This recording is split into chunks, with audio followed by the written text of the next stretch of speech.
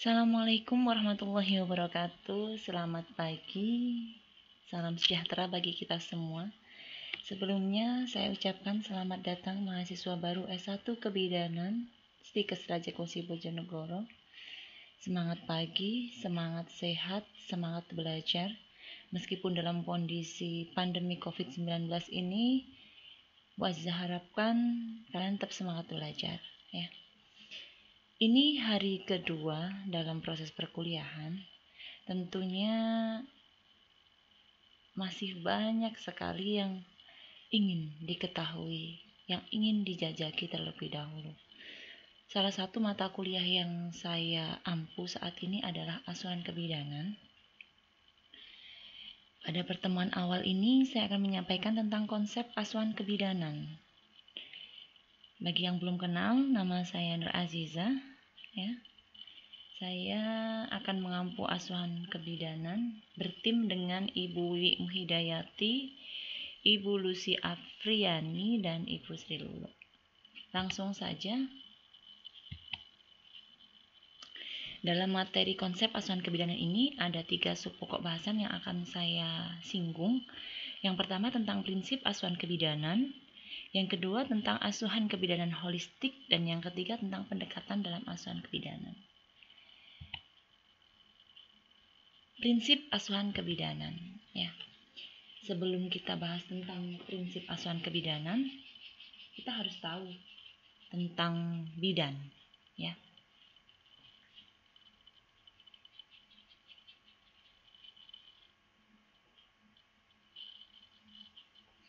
Bidan adalah seorang perempuan yang lulus dari pendidikan bidan yang diakui oleh pemerintah dan organisasi profesi bidan di wilayah negara Republik Indonesia serta memiliki kompetensi dan kualifikasi untuk diregister atau diregistrasi, kemudian disertifikasi dan atau secara sah mendapatkan lisensi untuk menjalankan praktik kebidanan. Mungkin kita tahu dalam kehidupan sehari-hari ya, tenaga kesehatan itu ada banyak sekali. Ada bidan, ada perawat, ada dokter, ada farmasis, dan tentunya ada nutrisionis dan lain-lain. Semua itu memiliki pengertian masing-masing yang disepakati, yang disetujui oleh organisasi profesi masing-masing. Di sini bidan memiliki organisasi profesi yaitu IBI, Ikatan Bidan Indonesia, di mana dalam naungan organisasi profesi ini seorang bidan harus melaksanakan asuhan kebidanan sesuai dengan etika, sesuai dengan batasan, wewenang, dan lain-lain. Seorang bisa dikatakan sebagai seorang bidan tentunya apabila lulus pendidikan.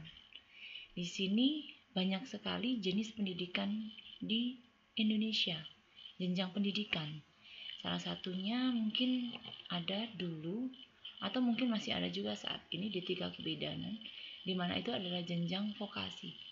Berbeda pada konsep S1 kebidanan yang saat ini sedang kita geluti, yang saat ini sedang kita jalani, yaitu di mana ini adalah jenjang pendidikan yang berfokus pada pendalaman literasi, pematerian, dan lain-lain sehingga bidan yang dihasilkan tidak hanya cakap dalam bertindak, tidak hanya terampil dalam melakukan asuhan kebidanan, tapi paham betul mengapa asuhan ini dilakukan, apa konsep dasar ilmunya, basic science-nya, evidence base-nya, dan lain-lainnya, sehingga asuhan yang diberikan tidak hanya pada rutinitas kerja sehari-hari, tapi lebih pada alasan medis mengapa seorang diberikan asuhan ini.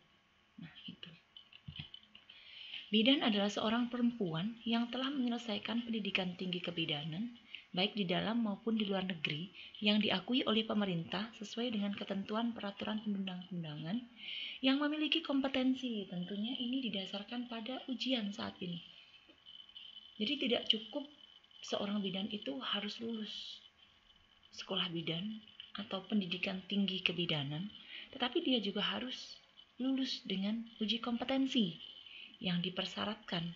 Tadi di awal disampaikan bahwa bidan itu terregistrasi, tersertifikasi.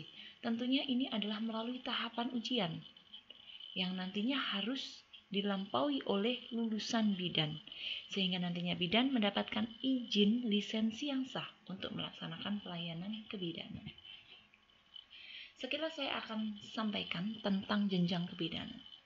Jadi, bidan itu memiliki jenjang pendidikan yang berbeda, di mana mulai dari diploma 3, diploma 4, S1 terapan kebidanan, S1 kebidanan, S2 kebidanan, S2 kebidanan terapan, dan lulusan pendidikan profesi bidan. Di mana jenjang yang sedang kita hadapi, yang sedang kita lampaui saat ini adalah nomor 4 dan nomor 7. Di standar KKNI kita punya jenjang KKNI 6 untuk sarjana kebidanan. Sedangkan untuk lulusan profesi bidan di KKNI 7. Sehingga nanti mahasiswa lulusan S1 kebidanan dan profesi bidan akan mendapatkan gelar S-Kep BD. Berbeda pada kasus diploma 3 kebidanan dengan gelar AMD-Kep. Ini adalah pendidikan vokasi, di mana melahirkan bidan-bidan terampil atau bidan-bidan pelaksana. Namun kita lulusan S1 kebidanan dan profesi bidan lebih pada pendalaman keilmuan, manajerial, dan kemampuan untuk transfer pengetahuan. Sehingga nantinya lulusan S1 kebidanan dan profesi bidan bisa bekerja di instansi pendidikan, bisa bekerja di rumah sakit bagian manajerial, yang tidak hanya melaksanakan asuhan kebidanan di lahan, tetapi lebih pada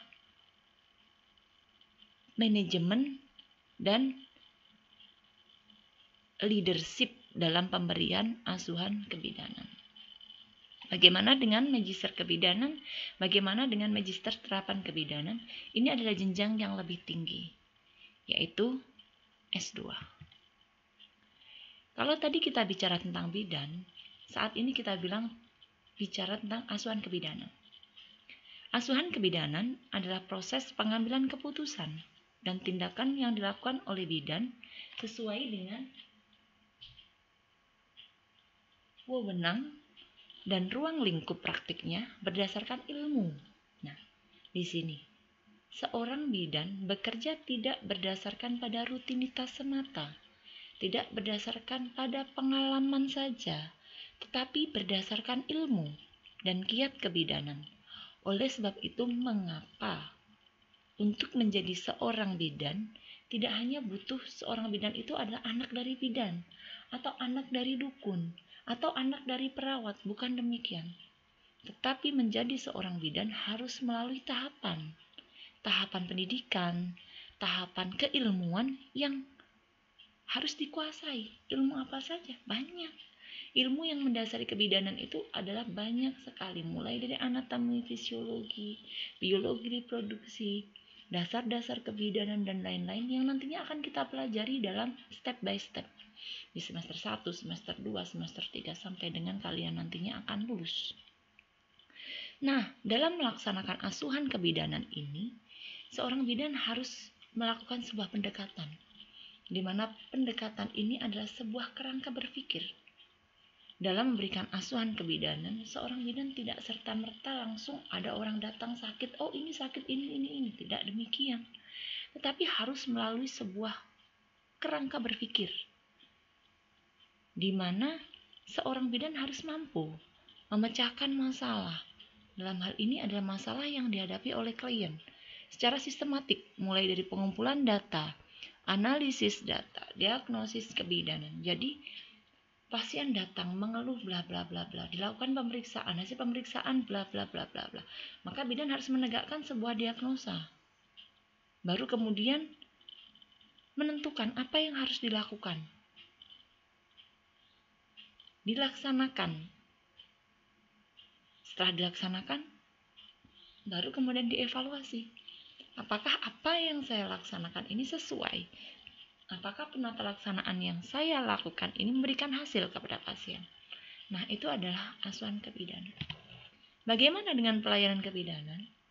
Nah, dalam melaksanakan asuhan kebidanan, seorang bidan ini ternyata harus memiliki kesatuan. Dinamakan pelayanan kebidanan. Jadi bagian integral dari sistem pelayanan kesehatan diberikan oleh bidan yang telah terregistrasi, yang dapat dilakukan secara mandiri, ya. Seorang bidan itu bisa melakukan asuhan kebidanan secara mandiri, misalnya melakukan pertolongan persalinan normal dengan tanggung jawab mandiri, atau melakukan tindakan kolaborasi.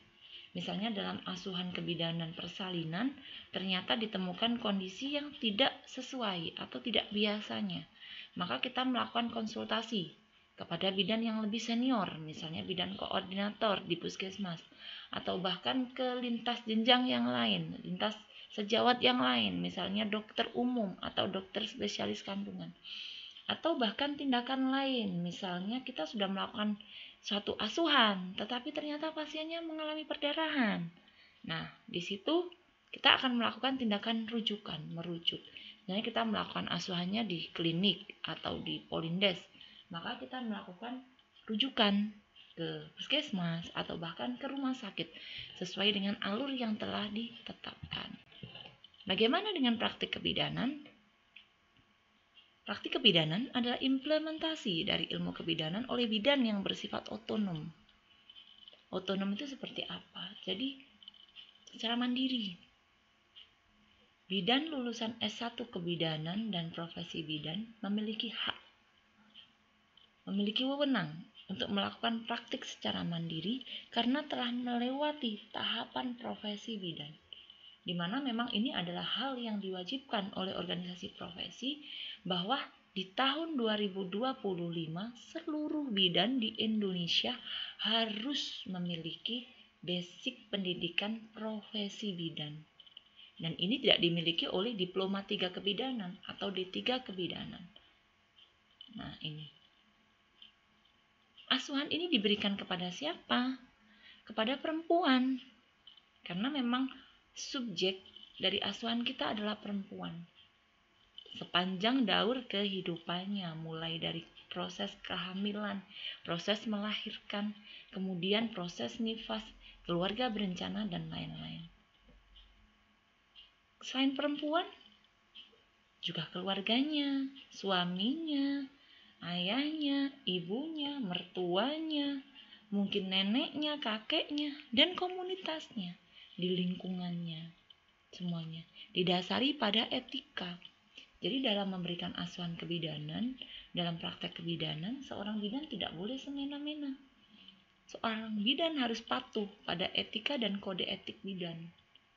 Jadi bidan boleh melakukan asuhan ini, bidan tidak boleh melakukan asuhan ini. Ini harus dicermati, harus dipahami oleh seorang bidan. Jadi seorang bidan tidak boleh seenaknya memberikan asuhan kebidanan tanpa batasan. Misalnya seorang bidan melakukan proses operasi sesar di rumah. Nah, itu adalah sesuatu hal yang di luar wewenang, di luar etika. Bagaimana etikanya? Bagaimana kode etiknya? Ini akan diatur, semuanya ada aturannya. Sehingga dalam proses perkuliahan ini, mahasiswa bidan harus tahu, mulai dari awal sampai dengan menjadi seorang bidan, harus diikuti dengan cermat. Apa saja yang harus saya kuasai, apa saja yang harus saya ketahui, apa saja yang harus saya dalami. Seperti itu. Nah, kita ke prinsip asuhan kebidanan.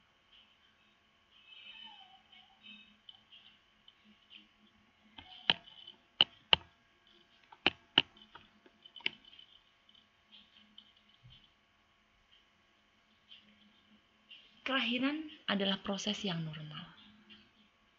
Seluruh mamalia itu melahirkan, menyusui, hamil, seluruhnya. Manusia yang secara sempurna diciptakan oleh Allah, pasti terutama dalam hal ini jenis kelamin wanita, semuanya akan mengalami proses kelahiran. Dan ini adalah sesuatu yang normal.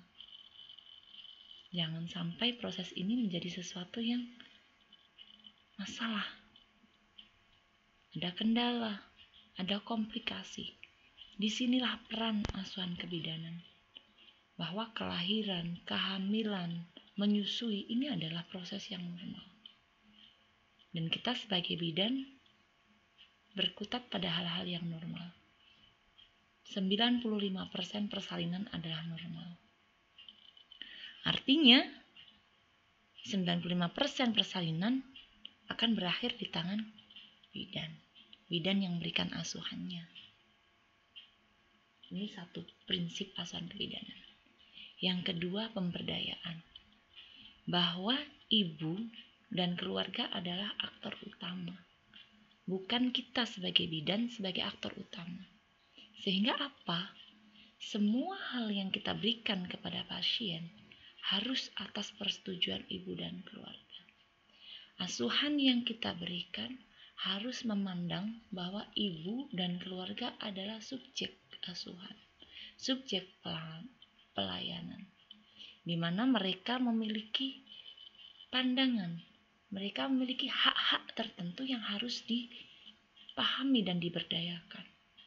Mereka yang mengambil keputusan, mereka yang mengetahui kondisi kesehatannya, mereka yang harusnya mampu mengambil keputusan-keputusan klinik atas dasar pengetahuan. Prinsip berikutnya yaitu otonom. Ibu dan keluarga memerlukan informasi sehingga mereka dapat membuat suatu keputusan. Saat kita bilang bahwa keputusan ada di tangan ibu dan keluarga, maka sangat tidak fair jika kita tidak pernah menjelaskan apapun kepada mereka. Hal yang harus kita lakukan adalah jelaskan semaksimalnya. Berikan pendidikan kesehatan kepada ibu dan keluarga. Sehingga ibu dan keluarga mampu mengambil satu keputusan. Saya pengen lahir normal. Di bidan ini. Didampingi oleh suami saya. Dan bila nanti kondisinya tidak memungkinkan, saya ingin dirujuk di rumah sakit ini. Itu adalah opsi-opsi atau pilihan yang harus dibuat oleh ibu. Bagaimana seorang ibu dan keluarga bisa membuat opsi itu, bagaimana bisa memutuskan sebuah pilihan, maka dia harus tahu apa sih yang saya alami, apa sih masalah yang sedang dihadapi, bagaimana jika saya tetap bersalin di sini, bagaimana jika saya tidak mau dirujuk, bagaimana jika saya mengalami kondisi-kondisi komplikasi. Mereka harus tahu, dan kita sebagai bidan harus menjelaskan. Ya. Prinsip asuhan kebidanan berikutnya adalah jangan membahayakan. Jadi lakukan asuhan selama masa kehamilan sampai dengan persalinan, bahkan sampai dengan asuhan-asuhan lain sepanjang daur kehidupan itu dengan sesuatu yang berdasarkan satu bukti. Jangan ngasal. Makanya kenapa seorang bidan itu adalah seseorang yang lulus pendidikan. Gak boleh sembarangan menjadi seorang bidan. Kenapa? Karena apapun asuhan yang diberikan jangan sampai membahayakan pasien. Itu adalah prinsipnya. Ini kalau kita mau ngasih suntik KB misalnya, kita harus tahu ibunya punya tekanan darah tinggi nggak? Ibunya punya masalah sesak napas nggak? Kita harus tahu sebelum kita memberikan suntikan KB. Dan itu harus dilakukan berdasarkan bukti. Buktinya apa? Hasil penelitian, sebuah protap, sebuah standar operasional prosedur. Makanya disampaikan, jadi bidan tidak boleh ngasal. Tidak boleh bekerja berdasarkan rutinitas. Biasanya nggak apa-apa. Biasanya nggak apa-apa. Seperti itu. Kemudian prinsip berikutnya yaitu tanggung jawab. Setiap pertolong persalinan harus bertanggung jawab terhadap kualitas asuhan yang diberikan. Praktek asuhan maternitas harus dilakukan berdasarkan kebutuhan ibu dan bayi, bukan berdasarkan keinginan bidan.